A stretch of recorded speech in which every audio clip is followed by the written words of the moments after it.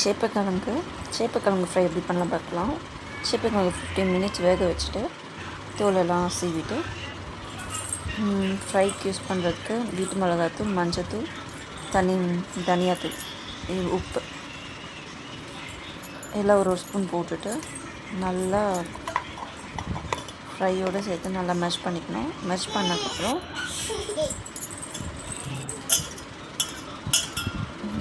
கடாயில் எண்ணெய் ஊற்றிட்டு கருவேப்பிலை போட்டுட்டு இப்போ தான் வறுக்கவே போகிறேன். போதும். சேப்பக்கிழங்கு ஃப்ரை ரெடி ஆகிடும்.